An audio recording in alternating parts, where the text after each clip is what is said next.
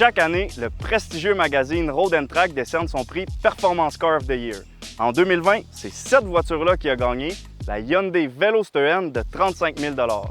Elle était en compétition et a battu des voitures comme la Toyota Supra, la BMW M2 Compétition, la nouvelle Corvette C8 à moteur central et même la Lamborghini Huracan Evo. Alors, pourquoi est-ce que les éditeurs de l'un des magazines automobiles les plus réputés au monde ont choisi cette voiture-là? Eh bien, c'est ce que vous allez découvrir maintenant.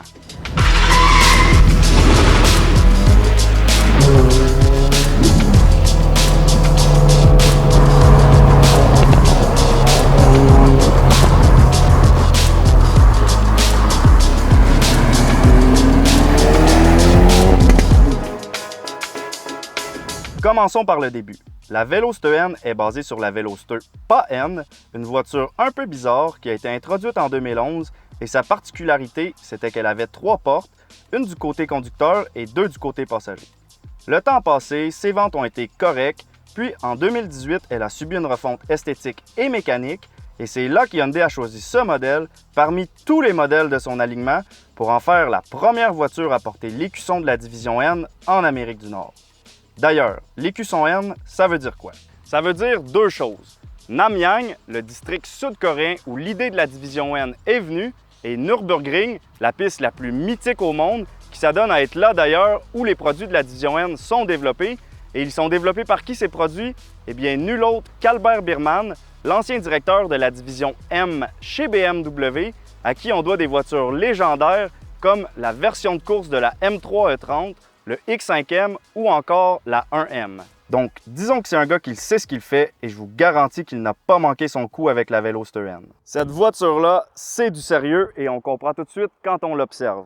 À l'avant, on a un diffuseur d'air qui est intégré dans le pare-choc et qui n'est pas simplement là pour le style puisqu'il offre réellement de l'appui aérodynamique. On a aussi une gigantesque grille de calandre qui va aider à venir refroidir notre moteur.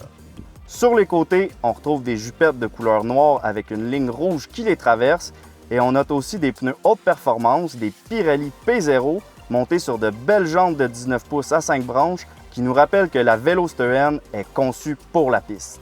Et à l'arrière, la Veloster N a vraiment des airs de voiture de rallycross avec son immense aileron qui intègre un 3e feu qui n'est pas sans rappeler les lumières de pluie en Formule 1. Et on a aussi un gros diffuseur d'air et 2 gros pots d'échappement qui sonnent d'ailleurs à merveille. Écoutez ça.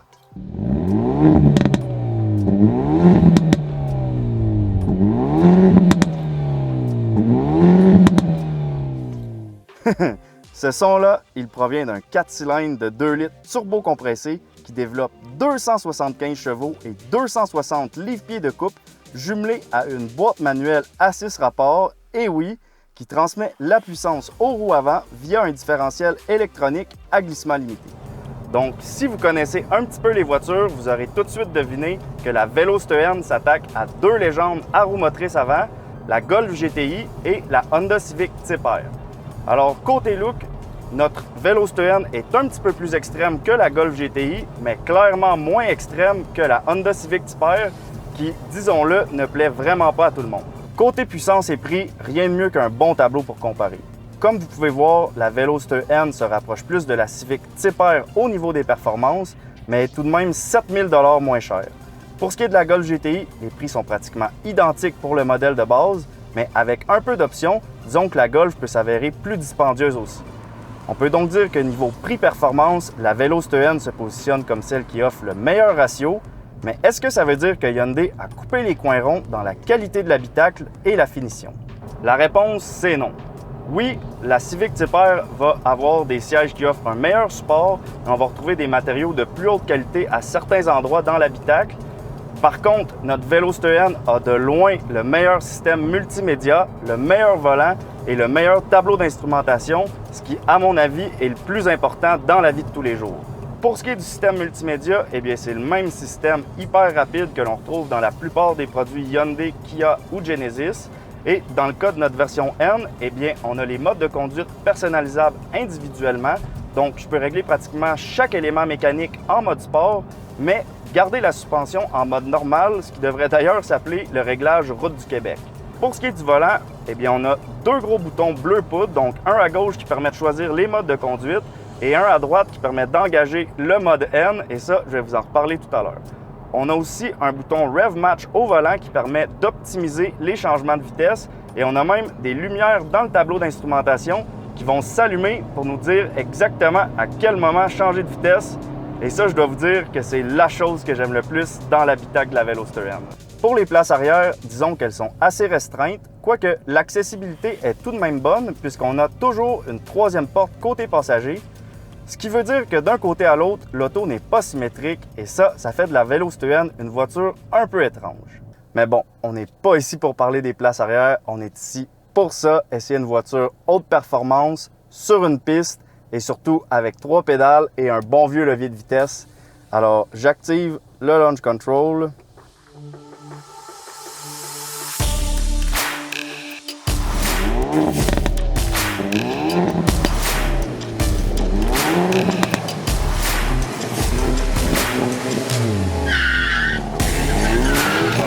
C'est parti, on a un peu d'effet de coupe dans le volant, mais c'est voulu. Ça ajoute au caractère extrême de la voiture et 0-100 en 5,6 secondes. C'est rapide et ça freine. Mais le plus impressionnant, c'est ça, son agilité. Regardez ça, comment que ça colle. Et ouais, c'est vraiment une voiture spéciale. Et là, je vais vérifier combien de force G j'ai fait. 1,25 G qu'on a fait dans le zigzag. C'est hallucinant. Cette auto-là, c'est collé sur des rails. C'est vraiment malade. La Veloster N est littéralement conçue pour que vous puissiez vous amuser toute la journée sur la piste et revenir à la maison sans problème. Et d'ailleurs, Hyundai s'en cache même pas. Leur but, c'était pas de battre les temps de la Honda Civic Type R, c'est simplement de faire la voiture la plus fun à conduire possible. Et c'est mission accomplie, vraiment, c'est malade. Une autre chose pour les geeks de conduite, eh bien, sachez que la voiture est faite pour faire du trail braking avec le pied gauche ou du point de talon. Et aujourd'hui, je peux dire que je m'en donne à cœur joie. Et merci, M. Birman, à vous et à votre équipe de faire une auto aussi fun. C'est vraiment quelque chose.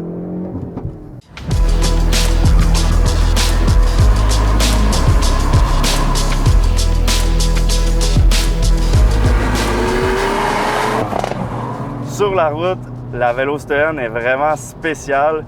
L'équipe d'Albert Birman voulait que le turbo continue à tourner quand on change les rapports. Et résultat, c'est que pratiquement à chaque fois que je change de vitesse, on entend des gros pop-pop dans les échappements. Et ça, j'adore ça. Évidemment, c'est un réglage qu'on peut désactiver, mais pas aujourd'hui. Et pour ce qui est de la position de conduite, eh bien, elle est excellente. La direction est sensationnelle. L'auto est relativement courte et relativement légère aussi, à seulement 1400 kg. Donc, en virage, elle est super bien balancée et on sent qu'on a de l'adhérence pratiquement à l'infini. Je peux vous dire que j'avais hâte d'essayer cette voiture-là, mais elle est encore meilleure que ce à quoi je m'attendais et franchement, quelle machine!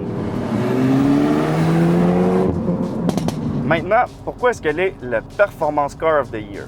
Eh bien, parce qu'on vit dans une époque où les supercars sont plus rapides que jamais, et ça, c'est super si vous avez accès à une piste où vous avez les fonds nécessaires pour pouvoir changer les freins et les pneus régulièrement. Mais on ne se fera pas de cachette, la majorité des gens qui achètent ces voitures-là vont les rouler à peu près à 20% de leur capacité sur la route publique, de 1, pour ne pas se faire peur, et de 2, pour ne pas perdre leur permis, et ça, c'est plate un peu.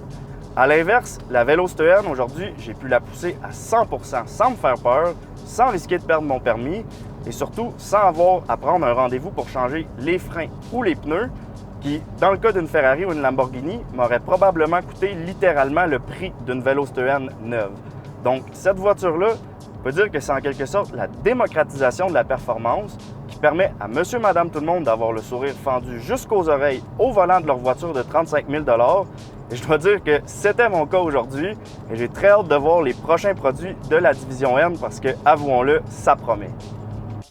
C'est donc sur ce que l'essai d'aujourd'hui se termine. Alors, si la Veloster N vous intéresse, je vous invite fortement à venir en faire l'essai chez Hyundai Magog. Et d'ici là, si vous avez des questions, n'hésitez pas à les laisser en commentaire. Et si vous avez apprécié cette vidéo, n'oubliez pas de cliquer sur j'aime et de vous abonner à notre chaîne Auto Passion. On se revoit bientôt pour une prochaine capsule.